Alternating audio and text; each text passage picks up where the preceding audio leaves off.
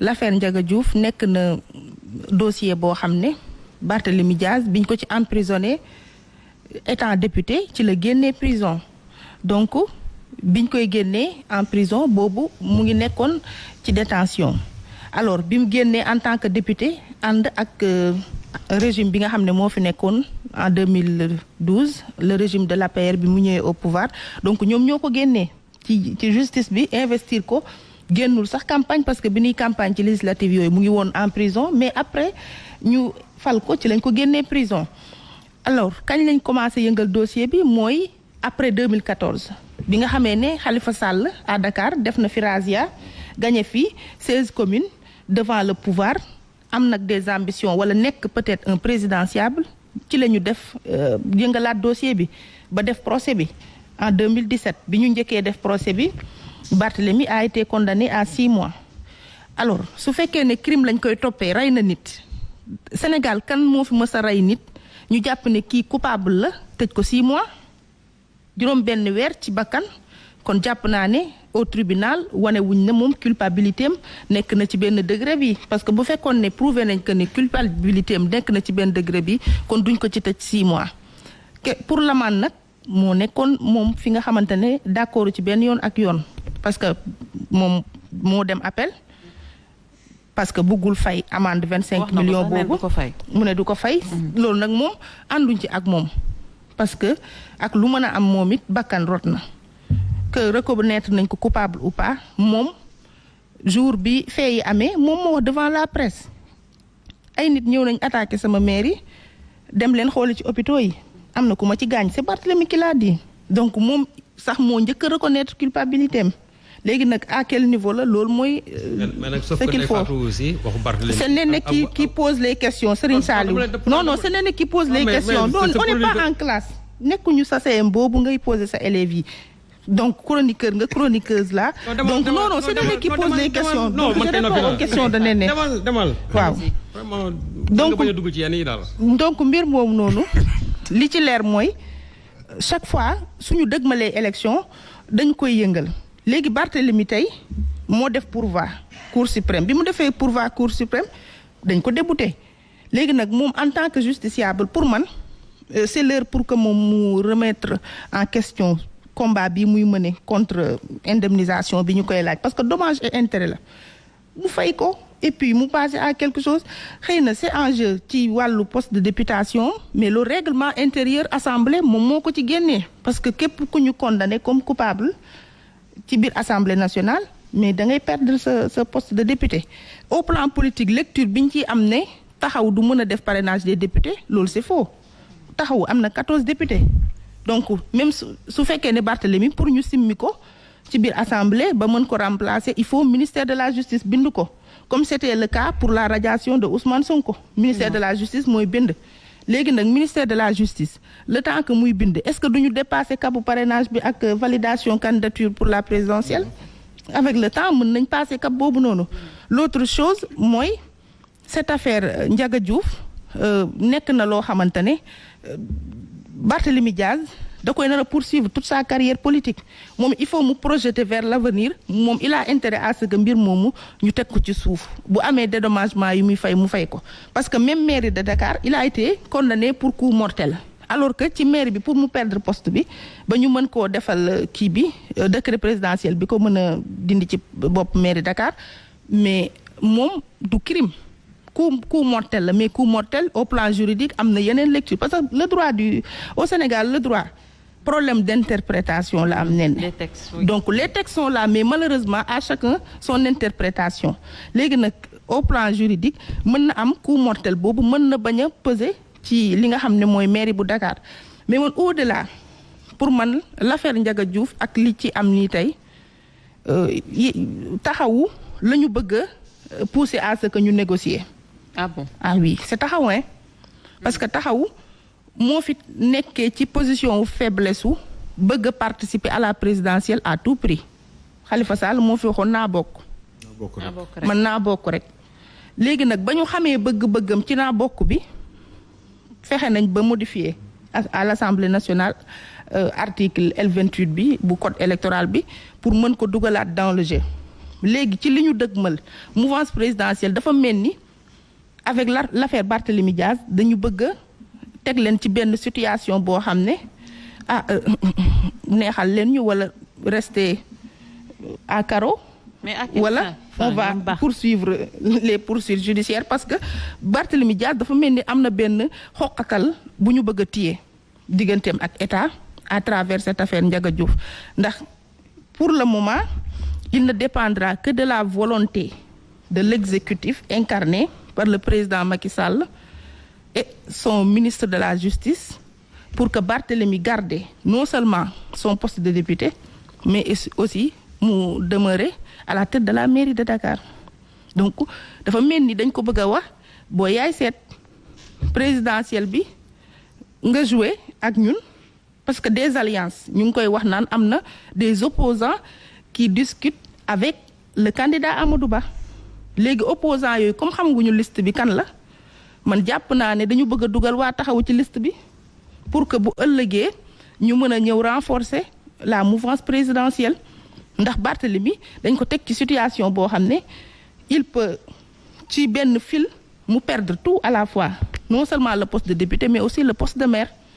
pour man c'est cette histoire de l'affaire Ndiaga Diouf à la Cour suprême ni ñu ko jugé nii il y a des visées politiques derrière surtout politiques yoo xam ne c'est entre taxawu et le régime de l'APR. D'accord. Alors un mot justice wala. Non, on passe très bien. Sëñ Saliou,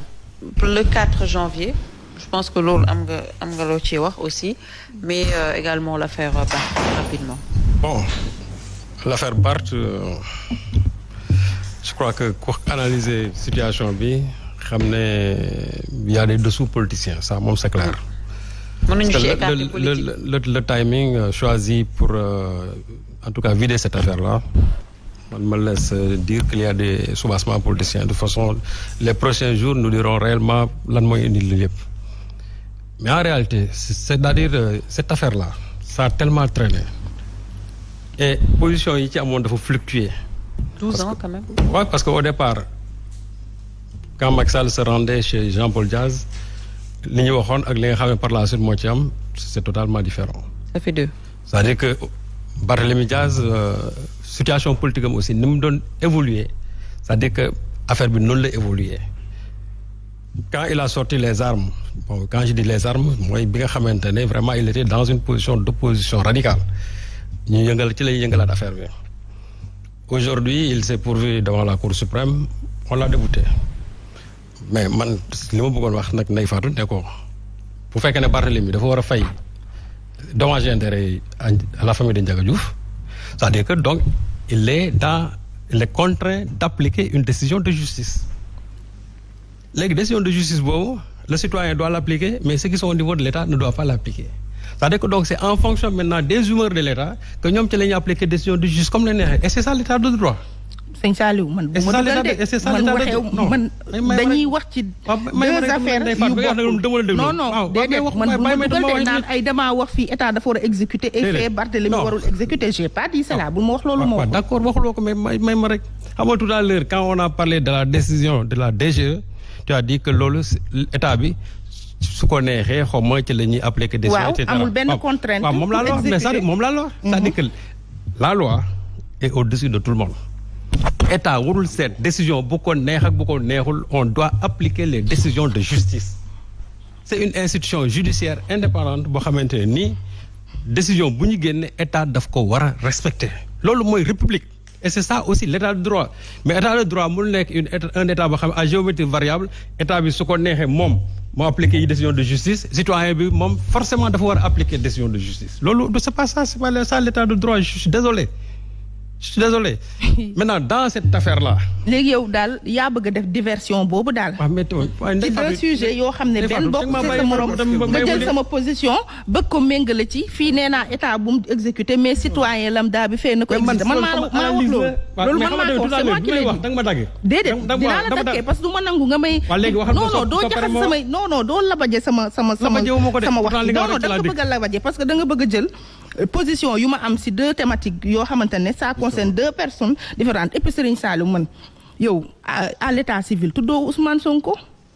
à ce que je sache Serigne Saliou Gueye nga tudd amul benn yoon ci sama propos fu ma la interpellé ba ngay tontu. non da nga nekk ci débat bi. non da nga nekk ci débat bi nga wax lu ma partagé wu non doucement rek nag Ndeye Fatou. te Serigne Saliou Gueye je t'ai laissé assez parler aussi. dama ne tu es dans un débat non déglu ma rek non tu es dans un débat non tu es dans un débat boo fi waxee lu ma partagé wul ça aussi j'interviens. mais c'est pas il faut que ça soit clair. non dama ne non je ne pose pas de questions mais j'interviens sur ce que tu as dit. non toi tu n'interviens pas, tu poses des questions. voilà maintenant j'avance. voilà léegi déglu ma yaa ko fi wax yow da ngay dagg nit ñi di poser dans un état de droit, mais il faut prendre la place de l'école. Les décisions de justice sont applicables à tous les niveaux. Waaw, c'est pas dans une contrainte que ci lañ koy appliquer wala déedéet les décisions de l'État, c'est-à-dire les décisions de justice sont applicables, je dis à tous les niveaux. Loolu moom pare naa ci. Bon, maintenant, je viens maintenant nee na ci affaire Mame Mbaye Niang bi contre Sonko. Xam nga foofu aujourd'hui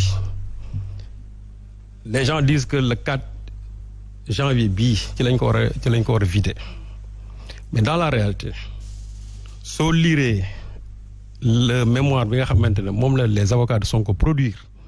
tu vas dire que cette affaire-là est loin encore d'être finie parce que ñoom ils ont déposé un mémoire sur l'inconstitutionnalité de la loi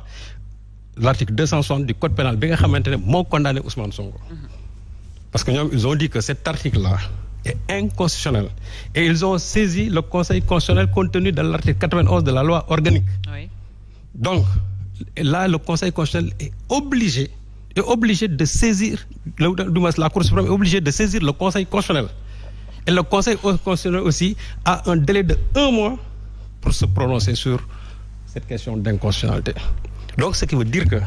le cadre boobu ñu wax c'est impossible mënuñu ci vider affaire bi.